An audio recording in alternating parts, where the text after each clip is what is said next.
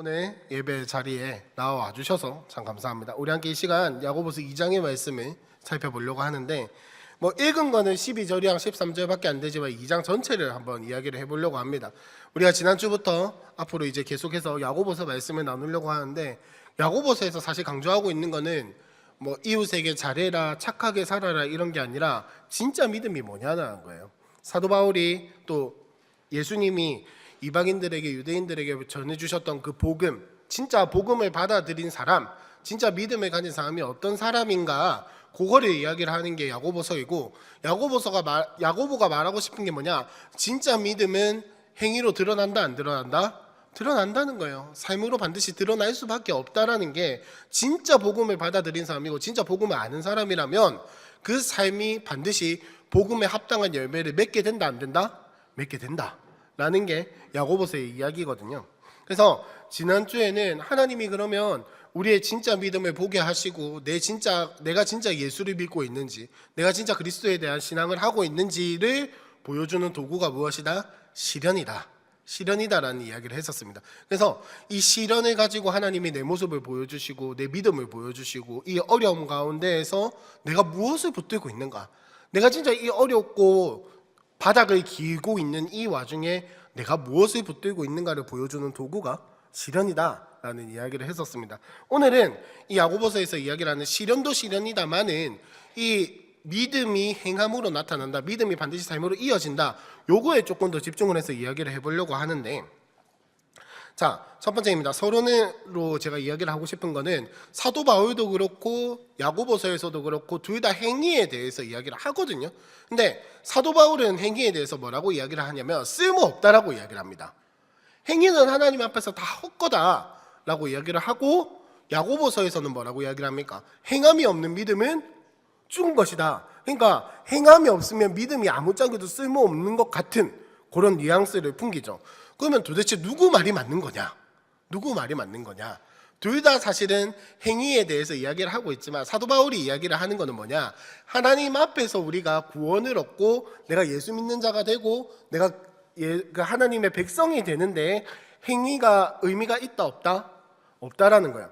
행위가 아예 안 필요하다라는 게 아니라 내가 하나님 앞에서 복음을 받고 내가 예수를 믿게 되는 데에는 행위가 그다지 의미가 없다라는 겁니다.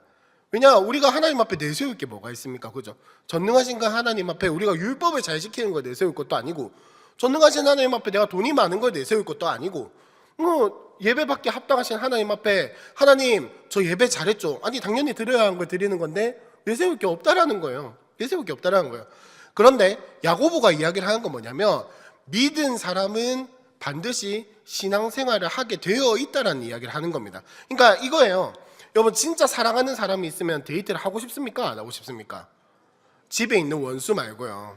진짜 집에 있는 원수들, 사춘기 하는 원수들, 내 옆에 직장 다니는 원수들, 집안일 하는 원수들, 그런 원수들 말고 진짜 사랑하는 사람이 있으면 여러분 어떻게 하고 싶습니까? 만나고 싶고 이야기하고 싶고 선물도 주고 받고 싶고 하여튼 관계를 맺고 싶잖아요. 그죠?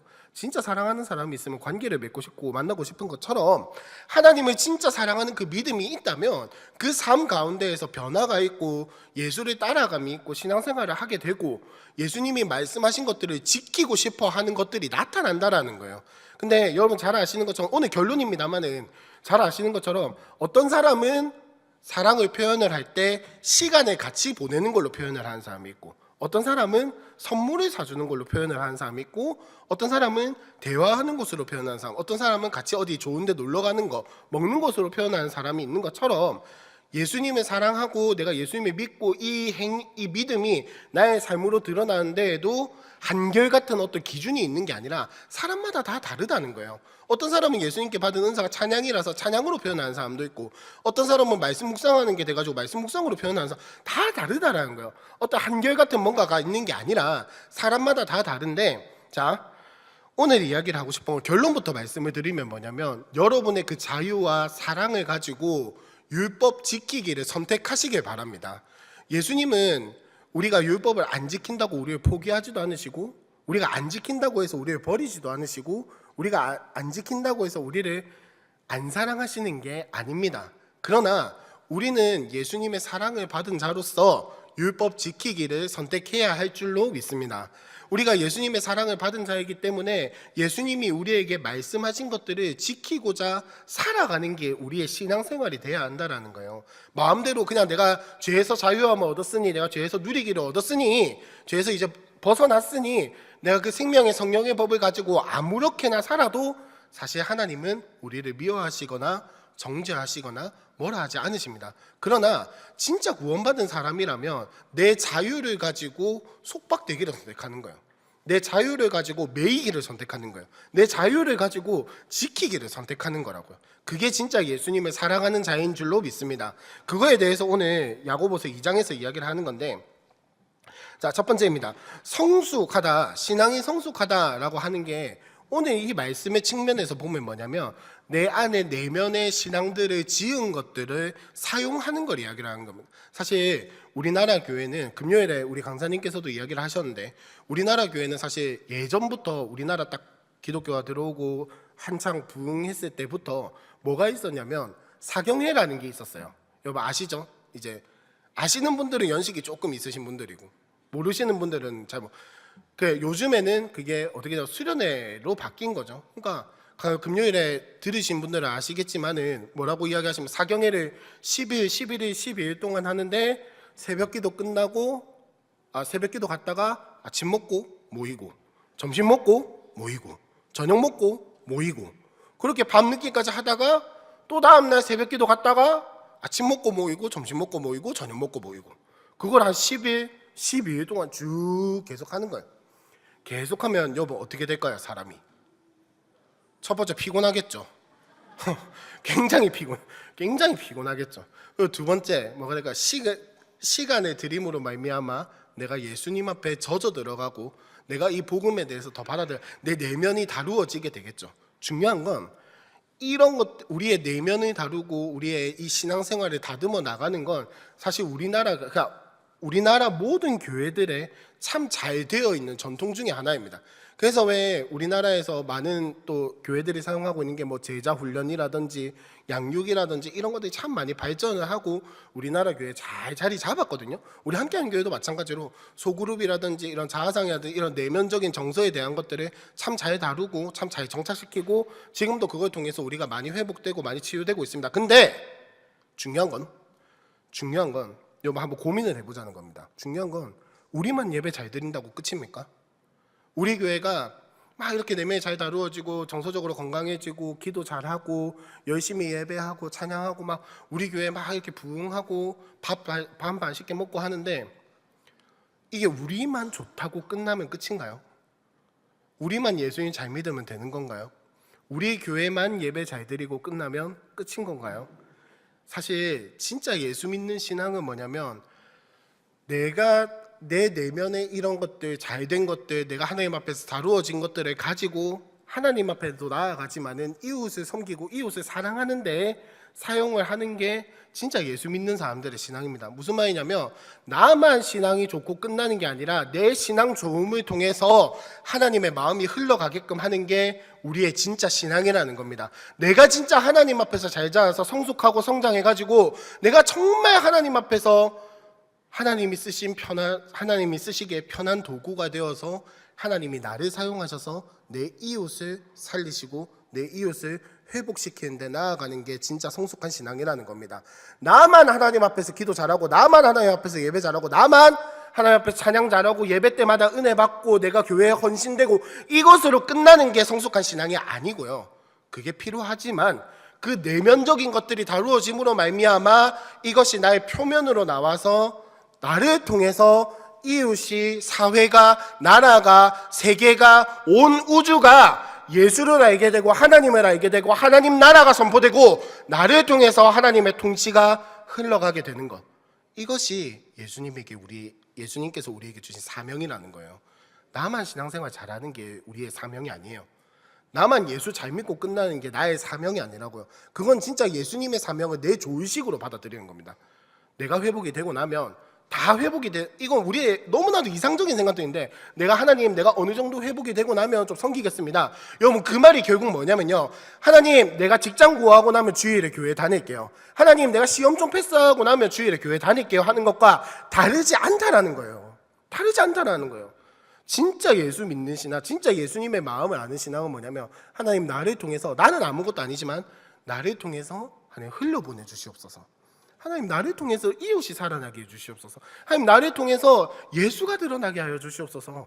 이게 진짜 우리의 신앙이 되어야 한다는 겁니다. 그래서 지은 만큼 사용되는 거예요. 내가 진짜 하나님께 가까워진 만큼, 그 거리만큼 이웃에게 사용되는 게 우리의 신앙이 되어야 한다는 겁니다. 진짜 성숙한 신앙은 나와 하나님만 가까워지는 게 성숙한 신앙이 아니에요. 나와 하나님과도 가까워지고 나와 이웃과도 가까워지는 게 진짜 성숙한 신앙이라는 겁니다. 자, 두 번째입니다. 그래서 계속해서 제가 오늘 계속해서 반복해서 말씀드릴게요. 속박되기를 선택하시기 바랍니다. 무슨 말이냐면, 내가 자유를 얻었어요. 내가 예수 앞에서 자유를 얻고 복음을 누림으로 말미암아 하나님 앞에서 기쁨을 얻고, 내가 더 이상 죄와 뭐 어떤 사망의 권세와 이런 것들이 안 눌릴 수 있는 자유를 얻었다고요. 그러나 내 자유를 얻은 것 가지고 마음대로 살기를 선택하는 게 아니라, 내 자유를 얻은 것을 가지고 율법 지키기를 선택해야 한다는 겁니다. 내 마음대로 살아가지고 이웃에게 저 예수 믿는 사람은 진짜 교회밖에 모른다, 종교밖에 모른다, 예배밖에 모른다, 이 소리를 듣는 게 예수 믿는 게 아니라니까요. 그게 예수 믿는 게 아니고, 진짜 예수 믿는 건 뭐냐면, 내가 예배 드릴 수 있지만 섬기기를 선택하고 예배와 섬기기를 같이 균형을 잡아 나가는 게 진짜 예수 믿는 거라니까요. 죄송하지만은 여러분, 주변에서 교회밖에 모르나, 이게 긍정적인 거 말고 비꼬는 것처럼 듣는 게 결코 자랑스러운 일이 아닙니다. 결코 자랑스러운 게 아니에요. 진짜 신앙을 가진 사람은 직장에 있는 거기에서, 내가 속한 공동체 거기에서, 예수가 살아있다면 저런 사람이겠구나. 진짜 신앙생활도, 소위 말하는 신앙생활도 잘하는데 여기서도 정말 최선을 다하네. 이 사람은 교회만 아는 게 아니고 정말 그 교회 다니는 그 신앙과 이런 배운 것들을 가지고 나를 도와주네, 나를 섬겨주네, 나를 사랑해주네. 하나님이 사랑하신다는 게 바로 저런 건가? 교회에서 말하는 사랑이 저런 건가? 예수가 십자가에 졌다는 게 저런 건가? 라는 이야기가 나오는 게 진짜 신앙이라고요. 여러분, 기도 많이 하네, 예배 잘 드리네, 니 교회밖에 모르네, 이 말 듣는다고 좋아하지 마시길 바랍니다. 죄송하지만은 진짜로 교회 다니는, 니 참 교회 열심히 다니네, 이 말만 듣는다고 좋아하지 마시길 바랍니다. 니 교회 열심히 다니는 거 보니까 나도 한번 다녀봐야겠다. 니 그렇게 기도하고 찬양하고 예배하는 거 보니까 나도 뭔가 가슴이 좀 찡하네 라고 하는 이야기들을 좀 들어주시길 부탁드립니다. 네, 제발 그래 주시길 바랍니다. 왜? 제가 요즘 최근에 핫한 신의 땡땡이라는 영화를 봤거든요. 신의 딴따라, 아무튼 그 영화를 봤는데, 여러분 거기서도, 그 영화에서도 제가 참 감명 깊게 봤던 게 뭐냐면, 이 대사를 아시는지 모르겠습니다. 보여 안 보여? 보신 분들은 아마 아실 거예요. 저는 그 영화의 최고의 명대사가 그거라고 생각합니다. 보여 안 보여? 이게 진짜 최고의 명대사라고 생각을 하거든요. 스포하는 건 아니고요. 그 영화 스토리 대충 줄거리 이렇게 들으셔서 아시겠지만은, 예수 안 믿는 사람들이, 예수 안 믿던 사람들이 그 가짜 예배를 만들어내기 위해서 예수에 대한 것들을 찾고 부르고 막 뭐시기 저시기 하다가 전도 아무도 안 했어요. 그 영화 보시면 아무도 전도 안 합니다. 근데 지구들끼리 은혜 받고 지 혼자서 주여 외치고 막 이러다가 은혜 받고 예수를 믿게 되고, 이런 이야기들이 있는 게, 더 이상 이야기하면 스포일러니까 더 이상 이야기하지 말고, 아무튼 무슨 말이냐면은, 여러분 우리가 진짜 예수 믿은 그 상태에서 최선을 다해서 살아가고, 굳이 교회 다니자, 예수 믿자, 예수 좀 이런 이야기 안 해도 있잖아요. 우리가 그 삶의 자리에서 진짜 성숙한 신앙을 가지고 내가 지은 이 마음의 신앙의 탑을 쌓은 것을 사용하기를 선택하고 내가 율법을 지키기를 선택하면 어떻게 되냐? 자연스럽게 알아본다는 겁니다. 자연스럽게 알아보고 그 입을 통해서 자연스럽게 예수가 전하여지고, 그 입을 통해서 자연스럽게 예수가 드러나게 되고, 그 주변에 있는 안 믿는 사람들이 그걸 보고 예수를 찬양하게 된다니까요. 그러면 예수 믿게 되어 있습니다. 굳이 내 입술로 전도해야지 이런 부담감 안 가지셔도 된다고요. 좀 내성적이신 분들은 최선을 다해서 사시면 됩니다. 좀 외향적이신 분들이야 전도 이렇게 하면 되는데, 좀 내가 내향적이다 이러면 최선을 다해서 사세요. 최선을 다해서. 그러면 여러분들을 통해서 반드시 예수님이 드러날 줄로 믿습니다. 내가 정말 자유와 사랑을 가지고 나만 누리기를 선택하지 마시기를 바랍니다. 나만 누리지 마세요. 나 혼자만 좋고 끝나지 마시라고요. 전도하라는 이야기가 아닙니다. 전도하라는 이야기가 아니에요. 오해하지 말아주세요. 전도하라는 이야기가 아닙니다. 나만 좋고 끝나는 게 아니고 내 이 좋은 걸 가지고 예수님이 나를 사랑하셨던 것처럼 나도 이웃을 사랑하라는 거예요. 나도 내 세럼 사랑하라는 거예요. 나도 내 세장 사랑하라는 겁니다. 두 번째입니다. 경건에 대해서 이야기를 한번 해보려고 하는데, 자, 어노인팅이라는 찬양팀이 부른 찬양 중에 경건이라는 찬양이 있어요. 벌써 한 16년 이렇게 오래된 찬양인데 모르시죠? 그죠? 눈치가 뭔 찬양인데 약간 이런 눈치거든요. 한번 제가 불러볼 테니까 저의 노래 실력을 보지 마시고 화면에 뜨는 가사를 보시고 한번 묵상을 해보셨으면 좋을 것 같습니다. 전국의 소망 품은 당신은 주님 앞에 선 바로 당신은 그의 편지로 이 땅에 보내신 주의 손과 발 작은 예수 주님 앞에서 흠없는 경건은 고아와 과부를 위해 삶 나누는 것 주 이름으로 사랑을 전할 때 아름다운 주의 나라 이뤄지네. 2절입니다. 우리의 손은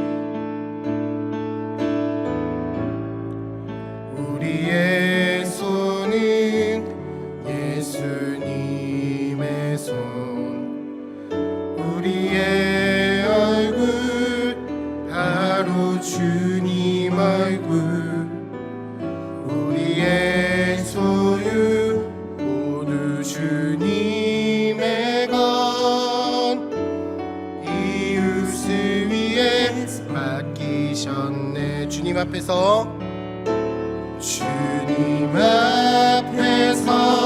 흠없는 경건은 고아와 과부를 위해 삶 나누는 것 주 이름으로 사랑을 전할 때 아름다운 주의 나라 이뤄지네. 천국의 소망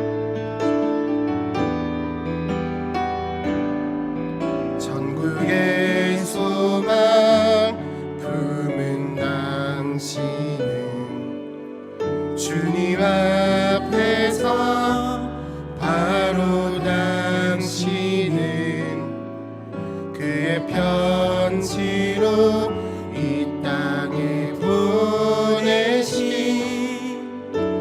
주의 손과 발 작은 예수. 야고보서 1장 27절 말씀입니다. 하나님 아버지 앞에서 정결하고 더러움이 없는 경건은 곧 고아와 과부를 그 환난 중에 돌보고 또 자기를 지켜 새 속에 물들지 아니하는 그것이니라. 아멘. 여러분, 우리 모두는 그리스도의 편지로 보내신 주의 손과 발 작은 예수인 줄로 믿습니다. 우리 함께 옆 사람과 한 번만 더 인사합시다. 작은 예수로 삽시다. 여러분, 우리 모두는 이 찬양의 고백처럼 하나님께서 우리를 부르셔서 우리로 하여금 예수님의 손으로 살아가게 하시고 우리로 하여금 예수님의 발로 살아가게 하시고 우리를 통해서 다른 게 아니라 진짜 다른 게 아니라요. 나의 삶을 통해서 예수님의 삶을 드러나게 하신 은혜를 그리고 그 사명을 우리에게 주셨단 말이에요. 그러면 우리가 살아가야 할 것은 우리가 이뤄야 할 경건은 무엇이냐? 이 야고보서 1장 27절의 말씀처럼 자 한번 다시 봅시다. 하나님 아버지 앞에서 정결하고 더러움이 없는 경건은 두 가지로 나옵니다. 첫 번째, 고아와 과부를 그 환난 중에 돌보고 두 번째, 자기를 지켜 새 속에 물들지 아니하는 그것이니라. 이렇게 이야기합니다. 여러분, 근데 우리는 자기를 지켜서 새 속에 물들지 않는 거 참 많이 선택하거든요. 참 잘해요. 그래서 우리가 기도하러 오고 예배하러 오고 찬양하러 오고 그 다음에 집에서 우리의 각자의 일터에서 기도하고 묵상하고 우리의 경건생활들을 채워나가고 이건 정말 잘합니다.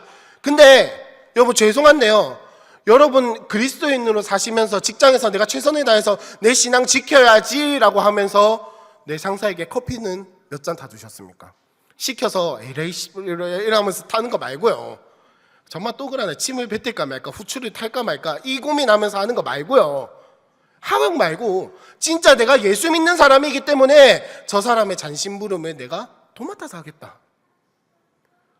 내가 진짜 예수 믿는 예수님이 나를 위해서 이 땅에 오셨고 나를 위해서 죽어주셨기 때문에 나도 저 사람을 섬기겠다라는 마음으로 세속에 물들지 아니하는 그것과 고아와 과부를 환난 중에 돌보는 거 얼마나 하셨습니까? 얼마나 하셨습니까? 여러분 아마 여러분들 중에서도 후원하고 뭐 이렇게 후원이랑 저기 어려운 아이들 돕는 거 하여튼 기아대책 뭐 이런 거 하시는 거 있잖아요, 그죠? 이런 거 아마 많이 하실 거예요. 단돈 몇천 원이라도 하시는 거 전 너무 귀하다고 생각을 합니다. 근데 여러분 죄송하지만은 보내시면서 자동이체 걸어 놓으셨죠, 그죠? 보통 대부분 자동이체 걸어 놓으니까 언제 나간지 정확하게 모르지만은 그거 알림이 뜨잖아요, 그죠? 그거 보면서 기도하십니까? 그거 보면서 기도하십니까? 그거 보면서 정말 그 안타까운 마음을 가지고 하나님 이 작은 물질을 가지고 저 나라가 살아나게 하여 주시옵소서. 하나님 이 별거 아닌 거 가지고 이거 받는 사람들이 예수의 마음을 알게 해달라고 기도하면서 자동이체 알람을 보십니까 혹시?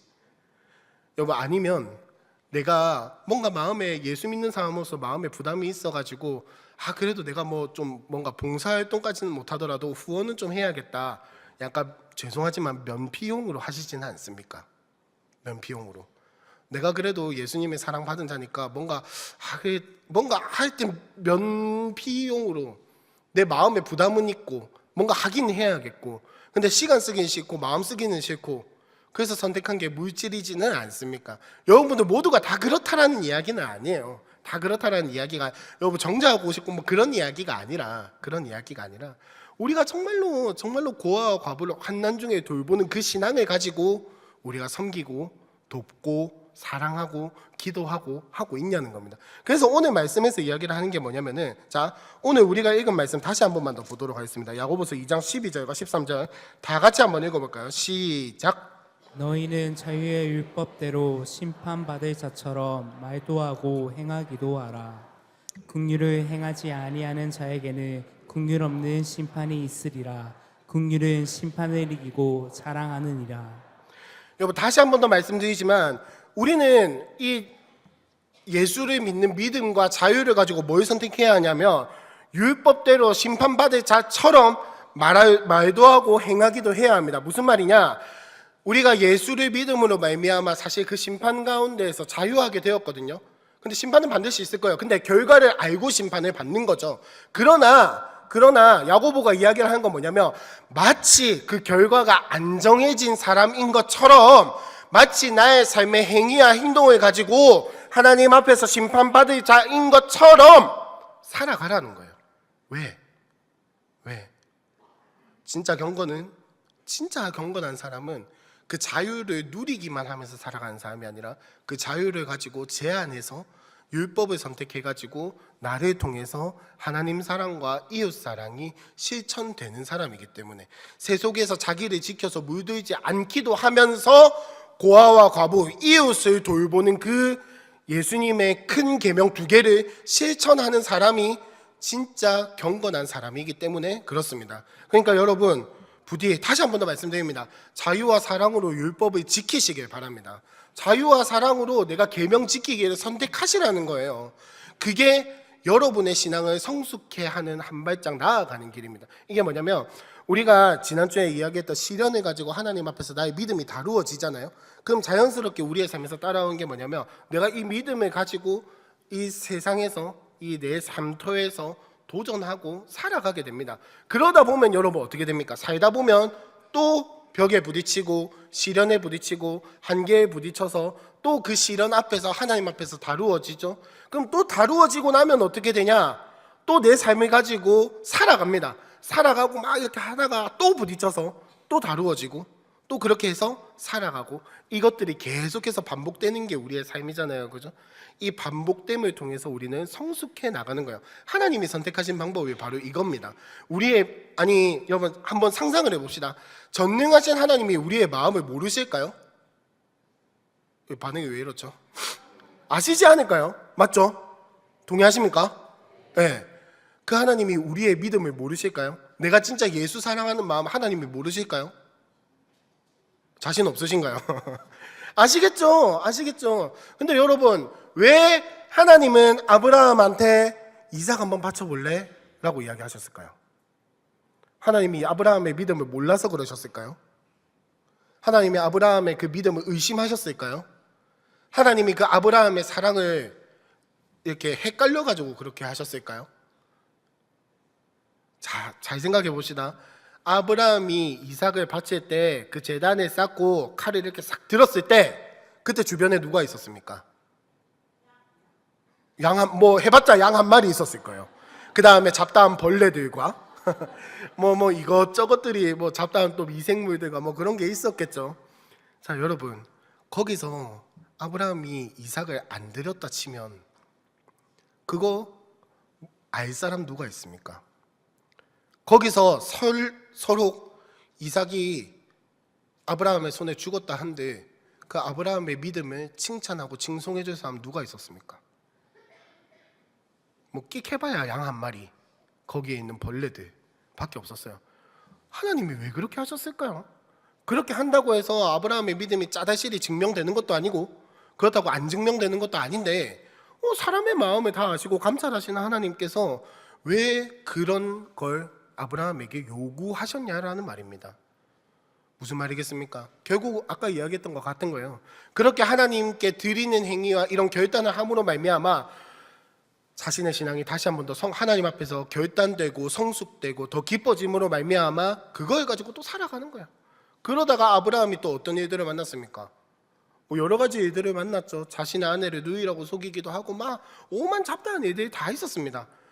그런데 하나님은 그 아브라함의 믿음을 다 아시지만은 계속해서 살기를 요구를 하세요. 왜? 살든 안 살든 솔직히 하나님 입장에서 별 상관없어요. 살든 안 살든 별 상관이 없다고요.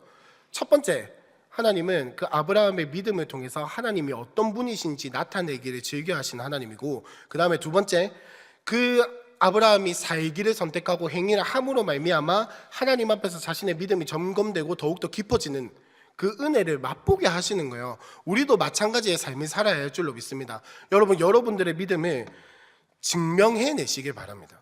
증명해내시길 바랍니다. 애쓰라는 이야기가 아닙니다. 증명해내라는 것은 여러분들이 정말 하나님을 사랑한다고, 정말 내가 예수를 믿는다고 입으로 시인을 하시고 고백을 하시면요, 그 믿음대로, 그 고백대로, 그 시인대로 살아가시라는 이야기입니다. 별거 아니에요. 증명해내려고 애써봤자 우리가 해봤자 뭘 하겠습니까? 인간이 해봤자 뭘 하겠어요? 하나님이 뭘 인정해 주시겠습니까? 그러나 우리는 그 행위로 말미암아 하나님 앞에서 의인이라고 칭함을 받는 게 아니라 우리의 믿음으로 말미암아 칭함을 받는 존재들이기 때문에 하나님 앞에서 의롭다함을 얻기 위해서 노력하라는 게 아니고 내 믿음, 내 신앙, 내 고백, 내 시인이 더 깊어지기 위해서 살아보시라는 이야기입니다. 그래서 세 번째입니다. 말이 아닌 삶이 함께 가는 것을 이야기를 하는 겁니다. 말만 하는 게 아니고 삶이 함께. 오늘 말씀에도 보면요, 2장 1절부터 오늘 13절 말씀까지 쭉 이어져 오는 이야기가 뭡니까? 쉽게 말하면 이거죠. 여러분, 만약에 이렇게 정장을 다 갖춰 입고 아시는지 모르겠는데 톰 포드라든지 보스라든지 백화점에서 300만 원, 400만 원짜리 하는 정장 딱 차려입고 넥타이 하나에 수십만 원을 호가는 그런 거 딱 메고 세신자가 다 왔어. 그러면 이 야고보서를 읽는 사람들은 어떻게 했냐면 귀한 분이 오셨네요. 제일 앞자리 VIP석 딱 모시겠습니다 라고 하고, 약간 다 해진 옷과 이 목에 때가 있어가지고 누래진 옷과 후줄근한 바지와 이런 거 입고 죄송하지만은 우리 예배와는 좀 어울리지 않는 복장인 것 같습니다. 저기 뒤에 짱 박혀 계십시오. 그런 이야기를 했다면, 여러분, 이게 진짜 교회입니까? 이게 진짜 예수 믿는 자의 신앙이라는 겁니다. 만약에 지금부터 제가 함께하는 교회 규칙을 정한다 이래가지고 요 기둥 앞으로는 11조 500만 원 이상 하는 사람만 오십시오, 11조 500만 원 밑으로 하면 뒤로 가십시오, 이렇게 차별을 한다면요, 여러분, 존중할 것을 존중하지 마. 뭐 그런 이야기가 아닙니다. 존중할 건 당연히 존중해야죠. 여러분, 대표 기도자가 맨 앞에 와서 앉는 게 이상한 겁니까? 당연한 거죠. 당연한 거죠. 그런 걸 이야기를 하는 게 아니고요. 사람의 외모와 사람의 어떠함을 보고 예수 앞에서 다루지 말라는 겁니다. 오늘 말씀에 읽지는 않았지만, 자, 우리 앞으로 조금 가가지고 2장 2절에 한번 보시면 이렇게 묘사를 하죠. 금가락지 끼고 아름다운 옷을 입은 사람이 들어오고, 뭐 3절에 보니까 아름다운 옷을 입은 자의 눈여겨. 이게 무슨 말이냐면 예쁜 옷을 이야기를 하는 게 아닌 거 아시겠죠? 뷰티풀의 영역이 아니라 이때 당시에 금가락지를 끼고 아름다운 옷을 입을 수 있는 사람은 어떤 사람이냐? 사회적인 지위와 명성이 있고 재산이 있는 사람들만 이게 가능했다고요. 그러니까 단순히 부자만을 이야기를 하는 게 아니라 사회적으로 어느 정도 지위와 명성, 그러니까 영향력이 있는 사람들을 가지고 이야기를 하는 게 바로 이 말씀입니다. 근데 여기서 말하는 남루한 옷 뭐 이런 거는 해진 옷 이런 걸 이야기를 하는 게 아니라 이제 가난한 사람들뿐만 아니라 사회적으로 지위가 낮고 좀 소외되고 이런 사람들을 다 같이 이야기를 하는 거예요. 근데 여러분, 사람의 마음은 어떠냐면요. 나에게 좀 이득이 되는 사람을 대우하고 챙겨주기 마련입니다. 사회에서는 당연히 그렇게 하거든요. 그리고 우리에게 좀 이득이 안 될 것 같은 사람은 뭐 멀리 하지는 않는다 할지라도 뭘 어떻게 하든지 별 상관이 없다라는 거예요. 예를 들어 볼까요? 교회에 세 가족이 왔는데 정말 옷을 깔끔하게 입고 조금 뭔가 사회적으로 지위가 있고 명성이 있고 우리가 알만한 얼굴이고 이러면 막 우리 교회가 챙겨주는 거야. 막 어디세 가고 싶냐 막 이러다가 어디세 가고 싶냐, 내가 원하는 대로 해주겠다, 뭐 원하는 거 다 이야기해라, 교회가 다 맞춰주겠다 이러다가 조금 남루한 옷을 입고 평범한 사람이 딱 교회 왔을 때 예, 안녕하세요, 예, 예배 잘 드리고 가세요, 뭐 이러고 끝난다면, 여러분, 그게 진짜 예수의 사랑을 실천하는 걸까요? 사회에서는 사실 그렇게 하잖아요. 사회에서는, 그리고 우리의 본능은 그렇게 해요. 우리의 본능이 그렇게 한다. 사회적 뭐 예수함, 불신 이런 거 이야기할 필요도 없이 내 본능이 그렇다고. 솔직히 그렇잖아요, 여러분. 나에게 10만 원 주는 사람이 좋습니까? 5만 원 주는 사람이 좋습니까? 당연한 거잖아요. 당연한 거잖아요. 당연히 나에게 이득이 되는 게 더 좋은 게 사실이라니까요. 여러분, 솔직히 우리가 더 잘 챙기는 사람은 어떤 사람입니까? 나한테 떡이라도 하나 더 주는 사람을 우리가 더 챙겨. 당연한 겁니다. 그게 여러분, 막 우리가 세속에 물들어, 그게 인간의 본성이라고요. 세속에 물드는 거 딴 거 없습니다. 내 본능대로 행하는 게 세속에 물드는 거예요. 그러나 예수 믿는 사람은 무엇을 선택을 하냐면 내 본능대로 나에게 이득이 되는 사람을 선택하는 것이 아니라 나에게 이득이 되지 않는다 할지라도 내 본능을 꺾고 예수님의 사랑으로 사람을 대하는 것, 차별하여 대하는 것이 아니라 예수의 사랑으로 대하는 것, 그게 우리의 신앙이 되어야 할 줄로 믿습니다. 그래서 공동선이라는 개념을 우리가 한번 고민을 해봤으면 좋겠어요. 제가 이거를 어떻게 고민하게 됐냐면, 천종호 판사님 아시죠? 그분이 책을 썼는데 하나님 나라와 공동선이라는 책을 썼습니다. 그 책이 좀 두껍거든요. 책 좋아하시는 분들은 한번 읽어보시면 좋고, 책을 못 읽겠다, 근데 내용이 궁금하다 하면은 저기 요즘 AI가 잘 요약을 해주더라고요. 챗GPT나 제미나이한테 물어보시면 아주 친절하게 잘 대답을 해줍니다. 어쨌든간 제가 이 책을 읽고 고민하고 했던 것들이 뭐냐면은, 여러분, 세상에서는 공동선이 뭐라고 이야기하냐면 공리주의처럼 이야기를 하거든요. 최대 다수의 최대 행복, 그러니까 최대한 많은 사람들이 최대한의 행복을 누리는 것이 공동선이다라고 이야기를 하는데, 하나님 나라에서 공동선은 뭐냐면은 최대 다수의 최대 행복이 아니라 약한 자들의 행복, 낮은 자들의 행복, 소외된 자들의 행복, 이것을 위해서 온 교회가 달려드는 게 공동선이라고 이야기를 합니다. 우리 사회에서 혹은 우리 교회에서 약하고 소외된 사람들을 위해서 온 교회가 배려하고 우리의 것을 조금 내어줌으로 말미암아 그 사람을 살려내는 것을 공동선이라고 이야기를 한다고요. 여러분, 우리는 최대 다수의 최대 행복을 쫓고 있습니까? 아니면 약한 자들의 행복을 위해서 쫓고 있습니까? 무엇을 고민하고 무엇을 생각하면서 살아가냐는 겁니다. 물론 이 교회 공동체가 다 이렇게 모든 걸 다 맞춰줄 수는 없겠죠. 근데 우리도 모르게 자꾸 이 세상에서 말하는 공동선, 공리주의의 개념을 가지고 최대한 많은 교회 공동체가 행복을 누리고 뭔가 많은 것을 누리게 자꾸 선택을 하거든요. 우리 교회뿐만 아니라 사람이 모인 공동체는 다 그래요. 이게 인간의 본성에서 나오는 거라고요. 근데 하나님 나라는 예수님이 미천한 우리를 위해서 이 땅에 오셔서 죽으셨던 것처럼 우리 또한 마찬가지로 교회 공동체에서 예수의 사랑을 실천해야 할 줄로 믿습니다.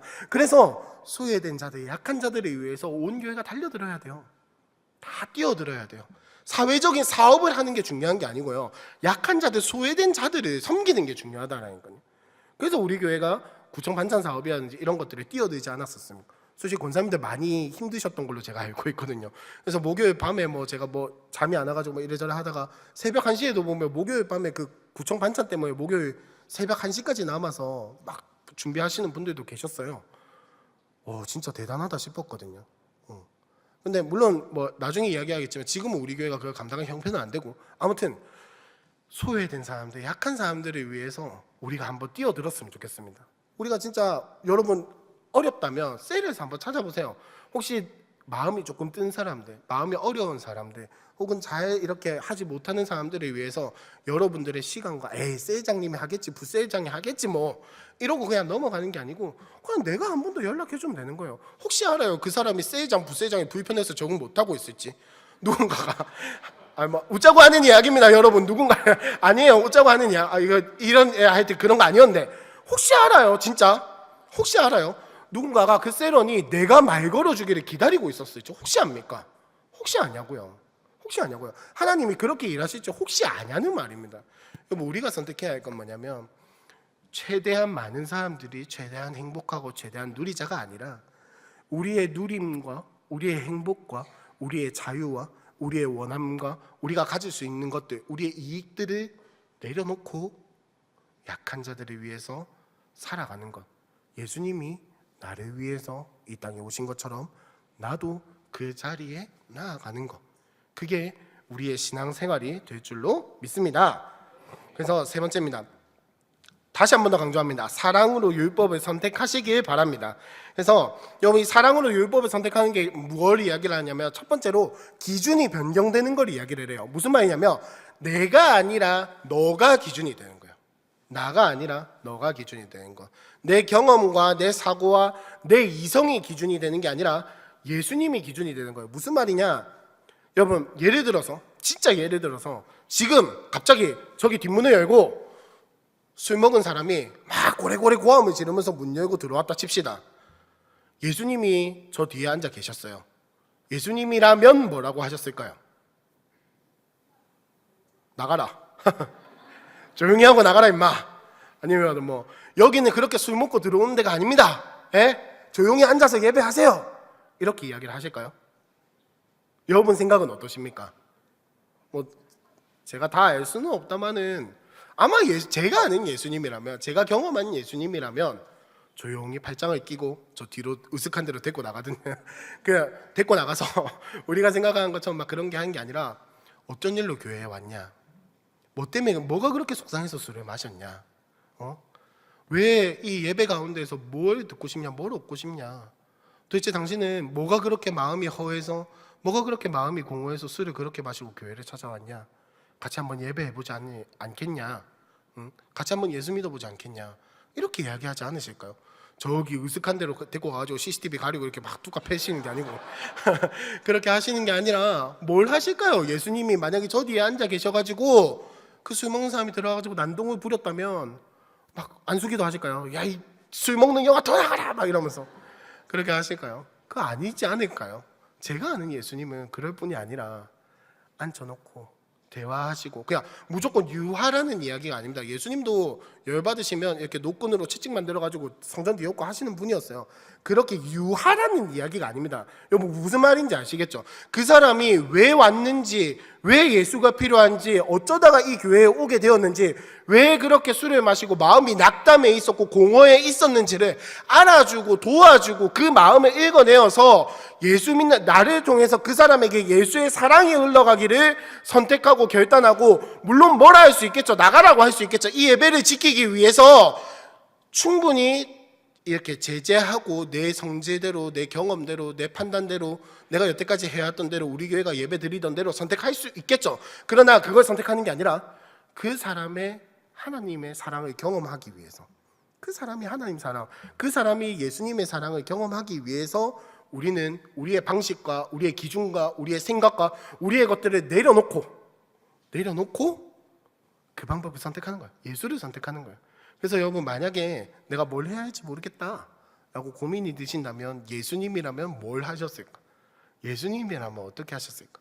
우리의 생각과 우리의 판단이 기준이 예수님이라면 뭘 하셨을까? 이게 기준이 되길 바랍니다. 두 번째입니다.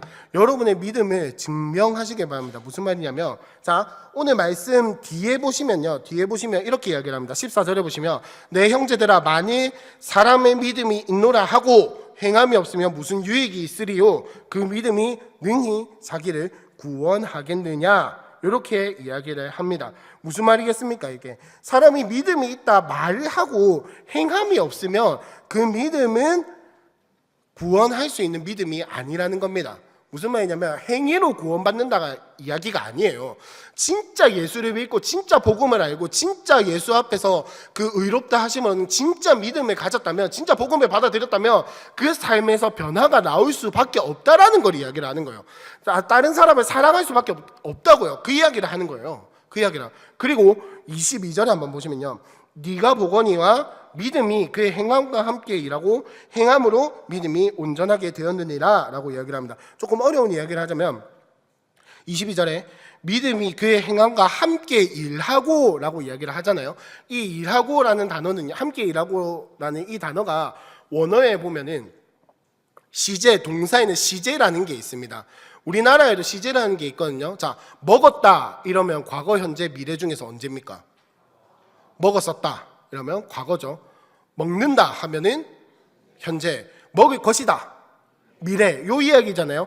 여기도 지금 한글에는 함께 일하고라고 단순하게 그냥 현재형으로 되어 있는데, 원어를 보면 이게 예전부터 시작해가지고 지금까지도 끝나지 않았다라는 시제를 가지고 있어요. 미알로라고 이야기를 하죠.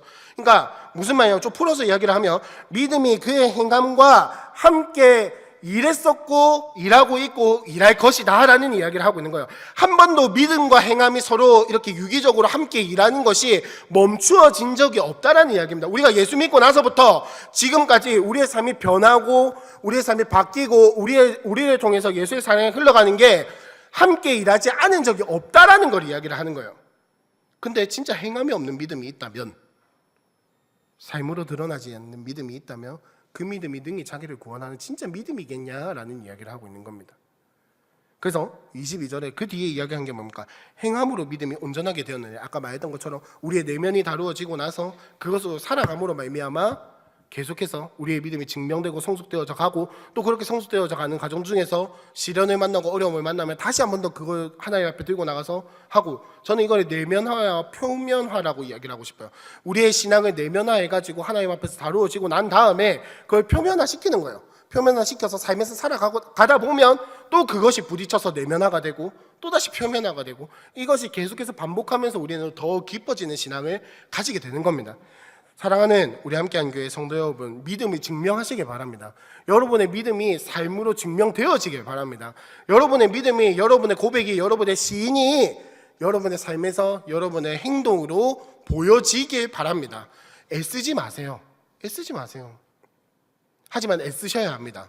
무슨 말이냐면, 율법을 내가 못 지켰다고 막 애쓰고 뭐 그러라는 게 아니라, 내가 율법 지키기 위해서 애를 쓰되 거기에 매이지 마시라는 거예요. 못 지키는 게 당연해요. 우리가 예수님이에요. 어떻게 그걸 해요? 여러분, 혹시 여러분 사시면서 한 번도 죄송해요, 말이 좀 탐욕이 아니라 다른 사람께 탐난 적 있지 않으십니까? 살면서 난 단 한 번도 다른 사람께 탐난 적이 없다. 없죠. 없죠. 우리가 살면서 어떻게 그 계명을 온전하게 다 지키겠습니까? 우리가 죄인인데, 일단 죄인으로 태어난 것 자체가 일단 율법 글러먹은 거예요. 끝났어요. 이미 글러먹은 거예요. 근데 우리가 율법을 지킬 수 있다라고 착각을 하고 예수의 사랑이 나를 거기서 자유하게 했다는 거 자꾸 잊어버리고 삽니다. 그래서 우리는 율법을 지키면서도 자꾸 내가 다 지킬 수 있다라고 착각을 해요. 근데 여러분, 율법을 지킨다는 건 다 이루어내는 게 아닙니다. 감사의 표시예요. 감사의 표시. 나를 구원해 주셔서 감사합니다. 나를 구원해 주시고 나를 바꾸어 내신 그 하나님의 사랑, 그리고 나를 바꾸어 내신 그 신분에 맞게 내가 한번 살아가 보겠습니다. 그러면 자연스럽게 안 되는 것들이 있겠죠. 왜? 그전에 안 살아봤으니까. 안 살아봤으니까. 모르니까. 모르는 영역들을 살아가는데 어떻게 다 사라지겠습니까? 여러분, 이렇게 살아가셔야 돼요. 이렇게 살아가요. 율법을 해내기 위해서 살아가는 것이 아니라 우리가 모르는 그 하나님 나라를 하나하나 발견해 나가는 마음으로 살아가시길 바랍니다. 내가 율법을 내가 하나님 나라를 다 몰라 이러면서 눌리는 것이 아니라 내가 모르는 이 하나님 나라가 확장되는 것을 기뻐하시면서 사시길 바랍니다. 그게 우리의 신앙생활. 그래서 우리는 신앙생활하면서 율법을 지키는 게 우리의 짐이 아니라 기쁨이 될 수 있다라고 이야기를 하는 거예요. 왜? 못 지켜서 눌리는 게 아니라 하나하나 알아가는 기쁨으로 살아가기 때문에. 여러분의 삶에 율법을 알아가는 기쁨이 있으시길 바랍니다. 여러분의 삶에 하나님 나라를 알아가는 기쁨이 있으시길 바랍니다. 그리하여서 정말로 여러분의 삶을 통해서 예수 믿는 믿음이 증거되길 바랍니다. 그래서 다시 한 번 더 강조드립니다. 속박이 아니라 선택입니다. 속박이라고 표현은 했지만 우리는 율법을 선택하는 거예요. 거기에 매이고 거기에 속박당해서 막 올가 매이는 것이 아니라 거기서 벗어 던져졌지만 선택해서 그렇게 살아가는 겁니다. 그래서 우리는 안 지켜도 상관없어요. 못 지켜도 상관없다고요. 중요한 것은 내가 이 믿음을 가지고, 내가 이 자유를 가지고, 내가 이 누림을 가지고 율법을 선택하여서 나를 통해서 예수님이 드러나는 게 중요한 거지. 저 사람은 저렇게 자유하게, 원론적으로 이야기를 하면 저 사람은 저렇게 예수 믿고 죄에서 자유할 수 있는데 심판받을 자처럼 살아가는구나. 예수님이 저렇게 나를 사랑해 주셨구나. 저 전능하신 하나님이 나를 사랑해 주셨다는 게, 저 전능하신 하나님이 이 땅에 몸을 입고 오셨다는 게 바로 저런 사랑을 이야기를 하는 거구나 라는 것들이 여러분의 삶을 통해서 드러나길 바랍니다. 그게 속박이 아니라 선택한다라는 거예요. 솔직히 하나님 입장에서 우리 살려둬서 뭐합니까? 그냥 노아트처럼 싹 갈아엎고 말지. 뭐 한다고요? 진짜요. 진짜로. 웃자고 하는 소리 아닙니다 이거. 그냥 싹 갈아엎고 말지. 말씀으로 세상을 창조하신 하나님이, 시간에 매이지 않으시는 하나님이 그냥 지구 한번 싹 밀고 우주 한번 싹 밀고 다시 지으면 되는 거 아닙니까? 그래서 사람 이렇게 흙으로 쪼물쪼물 해가지고 생기 한번 딱 불어넣으시고 시간이 얼마나 걸리든 하나님이 시간에 매이시는 분이 아닌데 뭐 한다고요? 뭐 한다고? 뭐 1000년, 2000년 뭐 그게 하나님 앞에서 중요할 거예요? 별로 중요하지 않아요. 근데 그 하나님이 뭐 한다고? 뭐 한다고 나를 위해서? 뭐 한다고 나를 위해서 이 땅에 오셨냐는 겁니다. 천지를 창조하실 수 있는 전능하신 하나님이 왜 그렇게 어려운 길을 선택하셨냐고요? 왜 그렇게 하셨을까요? 내가 너무 사랑스러우니까. 나를 너무너무 사랑하시니까. 그냥 없어도 상관없다가 아니라 내가 얘를 차마 없앨 수 없다. 내가 얘를 차마 포기할 수 없다. 어떤 방법이 좋을까? 어떤 방법이 좋을까? 그래. 내 생명을 내어줘야겠구나. 이게 하나님의 영원하신 작정이라고요. 처음 지을 때부터 우리를 포기하지 않으시기를 선택하신 하나님의 사랑이라고요. 여러분, 이 사랑으로 우리 함께 살아갔으면 좋겠습니다. 우리 함께 이 사랑으로 이웃을 섬겼으면 좋겠습니다. 우리 함께 이 사랑으로 세론을 섬겼으면 좋겠습니다. 그래서 오늘의 결론입니다. 첫 번째입니다.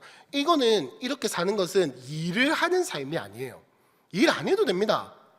근데 우리의 목적과 방향이 재설정되면 자연스럽게 섬기는 데, 사역하는 데에서 일하는 데에 나아가게 되어 있어요. 왜? 우리의 목적과 방향이 달라졌기 때문에 이웃을 섬기는 걸 찾게 된다고요. 뭐 억지로 일하라는 이야기가 아닙니다. 지금 솔직하게 말해서 우리 함께하는 교회가 이 사명을 감당해야 할 줄로 믿습니다. 근데 이 사명을 감당해야 하고 우리에게 주신 하나님의 사명이지만 지금 우리 교회 상황이 그리 녹록하지가 않죠. 우리는 지금 뭐냐면은 이 표면화의 단계에 있는 것이 아니라 내면화의 단계에 있는 거예요. 우리의 속을 되돌아보고 우리가 기도하고 우리가 하나님 앞에 회개하고 돌이키고 우리의 내면을 다시 재점검하고 세워나가는 시기에 있습니다. 그러니까 지금 당장 여러분이 뭐 우리 교회가 사회에 나가서 뭐 사업을 감당해야 한다 이런 이야기가 아니에요. 당장 나가서 뭐 구청에 헌금이 아니죠. 구청은 아무튼 구청에 후원하자 이런 이야기가 아니라는 겁니다. 일할 생각하지 마시라고요. 일하라는 게 아니고 우리의 목적과 방향, 내 사랑에 내 예수님께서 나에게 주신 이 사랑이 어디를 향해 있는가, 어디를 향해 있는가를 확인해 보시라는 거예요. 나를 향해 있는지 아니면 외부를 향해 있는지 요거를 생각해 보시라는 거예요. 그러면 두 번째입니다. 그러면 자연스럽게 나오는 게 뭐냐면 내 마음 알아줘가 아니라 너의 마음을 알아줄게가 되는 거예요. 왜?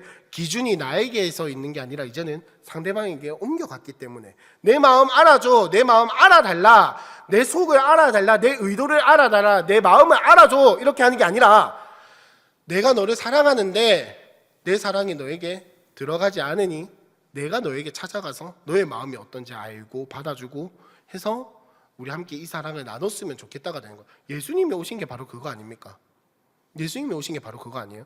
너 율법을 지켜내야 돼. 너 제사를 잘 드려야 돼. 너 기도 열심히 해야 돼. 예배 잘 드려야 돼. 이렇게 하시는 게 아니라 내가 너 못하는 거 아니? 내가 너를 찾아가서 내가 너를 살려줄게. 그렇게 안 해도 괜찮으니 너와 나의 이 관계를 화목하게 하고 누리자라고 이야기하시는 거 아닙니까? 여러분, 예수님처럼 알아달라가 아니라 알아줄게로 가시길 바랍니다. 우리 셀에서 그렇게 하셨으면 좋겠어요. 내 마음 알아줘, 내 의도 알아줘, 이게 아니라 알아줄게. 내가 너의 마음, 이걸 못 받아들이는 너의 마음을 내가 궁금해하고 알아주고 격려해주고 도와주고, 그렇게 해서 그 뒤에 사랑을 줘도 늦지 않습니다. 늦지 않아요. 하나님 사랑은 그렇게 시시한 게 아니에요. 그 다음 마지막 세 번째입니다. 그래서 오늘의 적용이 무엇이냐? 셀장은 셀원에게 순종하시고 셀원은 셀장에게 순종하시길 바랍니다. 무슨 말이냐면, 여러분, 셀장님들 꼭 셀을 하다 보면 그런 사람들이 있어요. 내 이번 주에 받은 은혜를 이야기하기 위해서 저기 흥선대 연구부터 쫙 끌어와가지고 오늘의 나에까지 이르게 하는 장황한 그 스토리와 서사와 내러티브를 가진, 그렇게 해서 나눔을 시작하시는 분들이 간혹 있습니다. 그리고 셀원분들 꼭 보면 꼭 내가 이야기하려고 하면 셀장이나 부셀장이 내 말을 끊어요. 이제 내 본론은 여기서부터 시작하려고 하는데 오늘은 거기까지 고마해서, 이렇게 하시는 사람들이 꼭 있습니까 없습니까? 있죠. 있는데 오늘만큼은 좀 길어지고 하더라도 한번 들어주시고, 또 나도 그 셀장이 막는 게 뭐 때문일까요? 셀장이 뭐 때문에 그만하자 이렇게 할까요? 듣기 싫어서. 그렇게 오해하지 마시고, 여러분, 그렇게 하는 이유가 뭘까? 다른 사람도 나눔이 필요하잖아요. 공동체의 질서와 이런 것들을 위해서 자신의 것을 좀 이렇게 하고 하는 거예요. 셀장이 굳이 그거 막아서 욕먹을 필요 뭐 있습니까? 그냥 들으면서 졸고 있으면 되는데 뭐 한다고 막아요? 뭐 한다고 막아요? 뭐 한다고 막습니까? 근데 그걸 막는 것은 그 셀의 질서와 또 다른 공동체의 지체들의 나눔과 이런 것들을 위해서 하는 거거든요. 그러니까 무슨 말이냐면, 셀장은 셀원의 마음을 이해하시기 위해서 내가 여태까지 생각해왔던 그 뭐 나눔의 시간 뭐 이런 기준들, 그러니까 그렇다고 예배하지 말라냐, 찬양하고 기도하고 말씀 요약하고 이런 것들을 하셔야 돼요. 하셔야 하는데, 그런 것들을 이야기를 하는 게 아니라 내 생각에는 이게 좀 긴데? 내 생각에는 이건 좀 필요 없는 이야기 같은데? 내 생각에는, 내 경험에는 이마이마 하면 될 것 같은데? 여러분, 근데 하나님은 그 작은 말들 혹은 조금 길어지는 그 나눔 가운데에서 다른 셀원에게 위로하시고 격려하실지도 몰라요. 그러니까 셀장 여러분들 한번 들어보시길 바랍니다. 그리고 셀원 여러분들도 셀 리더가 끊는다고 기분 나빠하지 마시고, 셀장이 지 마음대로 한다고 지가 뭔데라고 하지 마시고, 저 셀장이 우리 공동체의 전부를 위해서, 모두를 위해서 애쓰고 노력하고 있구나, 저 사람이 정말 예수님의 마음으로 와서 이야기하고 있구나라는 것을 좀 알아주시고, 셀원 여러분들도 여러분의 판단과 경험과 기준을 좀 내려놓고 셀 모임에 임하시길 바랍니다. 하실 수 있으시죠? 예, 우리 함께 찬양하고 기도하도록 할 텐데, 여러분, 이 예수님의 마음, 이 신앙으로 살아가기 위해서 우리가 제일 먼저 구해야 할 게 뭘까요? 하나님, 살 수 있는 힘 주세요. 하나님, 내가 뭐 행위할 수 있게 해주세요. 그게 아니라 우리가 지금 묵상하고 있는 요한복음의 말씀에 나왔던 우물가의 여인처럼, 하나님, 내 마음 좀 채워주시옵소서. 하나님, 내 잔을 높이 듭니다. 하늘의 양식으로 나를 채워주시옵소서. 내 기준과 내 경험과 내 판단으로 가득 차 있던 나의 잔을요, 예수님 앞에 쏟아붓고 다시 예수님 앞에 그 잔을 높이 들어서, 하나님, 이 잔을 하늘의 양식으로 채워 주시옵소서. 우리 함께 이 시간 그 마음을 가지고 기도하도록 하겠습니다. 우물가의 여인처럼 헛되로 헛된 것들은 그때 주님 하신 말씀, 내 샘에와 생수를 마셔. 오 주님, 채우소서. 오 주님,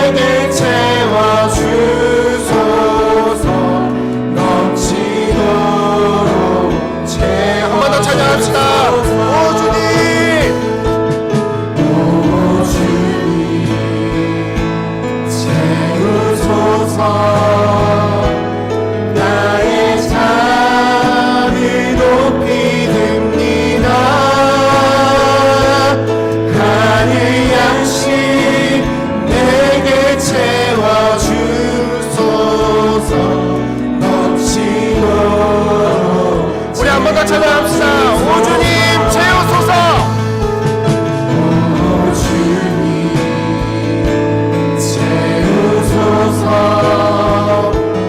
나의 잠을 높이 듭니다. 하늘 양식 내게 채워주소서. 넘치도록 채워주소서. 우리 함께 이 시간 한번 기도했으면 좋겠습니다. 하나님, 내 안에 내 판단, 내 경험, 내 기준, 하나님 내가 원하는 것들, 내가 갖고 싶은 것들, 내가 유익하고 싶은 것들이 내 안에 채우는 것이 아니라 예수의 사랑이 내 안에 가득 차게 하여 주시옵소서. 예수님이라면 어떻게 하실까? 예수님의 마음이 내 안에 가득 차게 하여 주시옵소서. 하나님, 그리하여서 나의 잔이 가득 채워짐으로 말미암아 나의 안에 예수님이 차고 흘러 넘쳐서 나를 통해서 예수님이 드러나고, 나를 통해서 하나님의 사랑이 증명되고, 나를 통해서 예수 그리스도의 사랑이 전해지게 하여 주시옵소서. 하나님, 내 안에 하늘의 양식을 채워 주시옵소서. 우리 함께 주여라고 한번 간절히 부르짖고 기도하겠습니다. 주여. 하나님, 우리의 마음속에, 하나님 우리의 생각 속에 예수의 사랑이 전해지고, 하나님 알아달라고 하는 것이다. 하나님, 내가 그 자리에 나아가게 하시고 그 자리에 내려가게 하시고, 주님 내 마음이 하나님 앞에서, 하나님 내 생각이 하나님 앞에서 나누어지게 하여 주시고, 주님 내 원함과 내 능력이 하나님 나의 유익이 가득 차 있는 것이 아니라 하늘의 양식이 가득 차고 하늘의 양식이 내 안에 생존하는 은혜가 있게 하여 주시옵소서. 주님,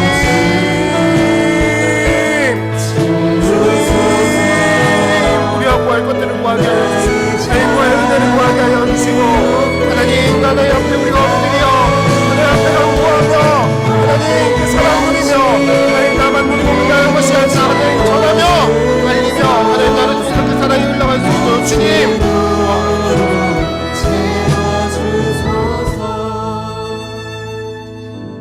여러분, 그렇기 때문에 교회에게 주어진 사명은 뭐냐면요, 전도입니다. 전도. 근데 전도라고 하는 게 여러분 반드시 사람을 데리고 오라는 이야기만이 아니라, 물론 데리고 오면 좋죠.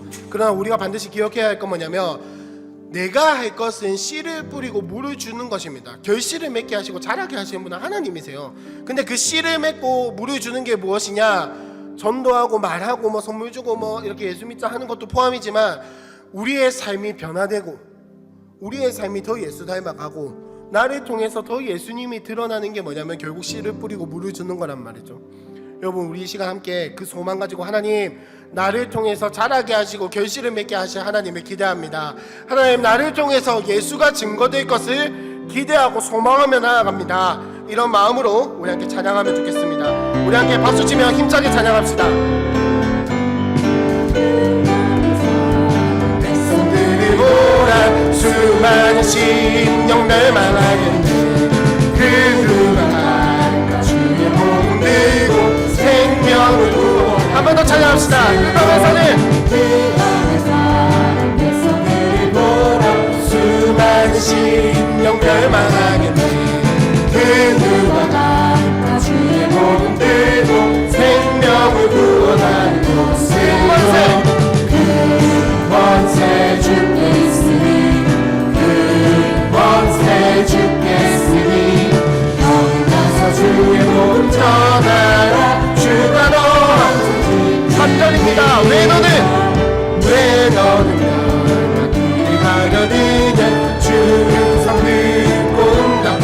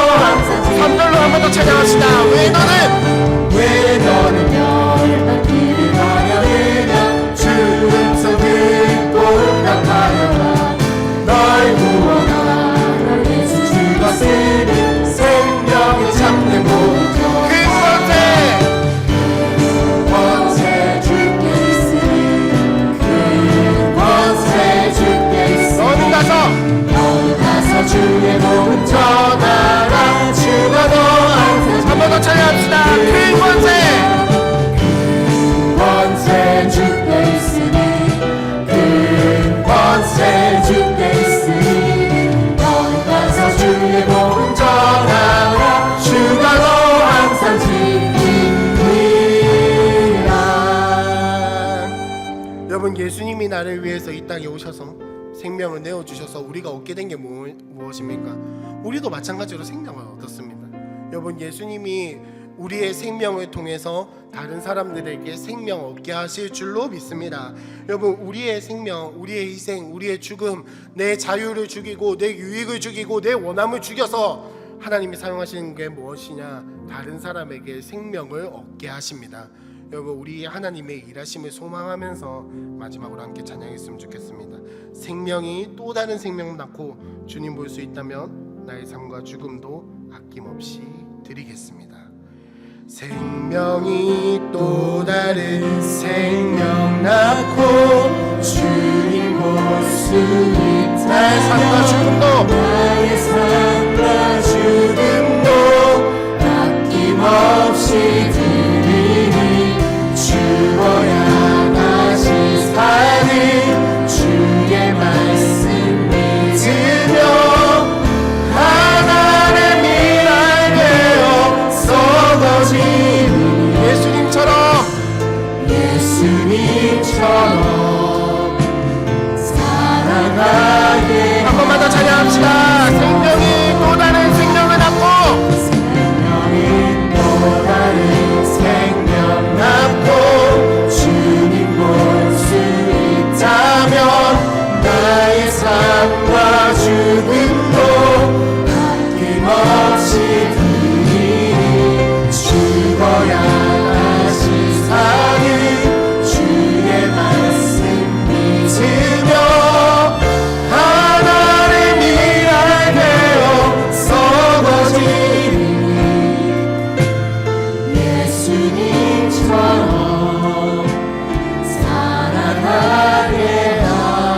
마지막으로 한 번만 더 찬양합시다. 생명이 또 다른 생명 낳고 주님 볼 수 있다면 나의 삶과 죽음도 아낌없이 드리리 죽어야 다시 사는 주의 말씀 믿으며 하나의 미랄 되어 썩어지리니 예수님처럼 살아가게 하소서. 하나님 감사합니다. 우리를 예수 믿는 자로 불러주시고 더 나아가 예수님을 닮게 하여 주시고 우리를 통해서 예수님이 증거되게 하여 주심에 감사합니다. 하나님, 우리에게 믿음 주셔서 감사합니다. 우리에게 자유 주셔서 감사합니다. 우리로 하여금 죄와 사망의 법에서 벗어나 생명의 성령의 법을 누리게 하여 주심에 감사합니다. 주님, 이제는 이 생명의 성령의 법을 누리는 것을 나 하나만 누리고 우리만 누리는 것에서 그치는 것이 아니라 우리를 통하여서 생명의 성령의 법이 증거되게 하여 주시옵소서. 우리를 통하여서 예수의 생명이 흘러가게 하여 주시옵소서. 하나님, 우리를 통해서 또 다른 생명이 살아나게 하여 주시옵소서. 하나님, 우리가 미랄이 되어 다른 생명을 살리는 거룩한 사명을 감당하게 하여 주시옵소서. 하나님, 내 유익을 내려놓고 예수를 선택할 때 나를 통해서 예수의 생명이 흘러가게 하여 주시옵소서. 하나님, 이 믿음과 고백을 가지고 헌금 드립니다. 우리의 주인이신 하나님께서 우리의 삶에 좌정하여 주시고 우리를 통하여서 하나님의 나라가 전해지는 은혜를 맛보아 누리게 하여 주시옵소서.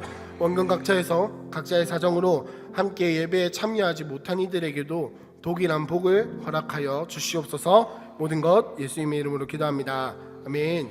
지금은 우리 주 예수 그리스도의 은혜와 하나님의 사랑과 성령님의 교통하심이 예수의 생명을 드러내기 원하고 예수님의 그 사랑을 드러내기 원하고 나를 통하여서 생명이 복음이 흘러가기 원하는 모든 함께하는 교회 그리스도인들에게 지금부터 영원토록 항상 함께 있을지어다. 아멘.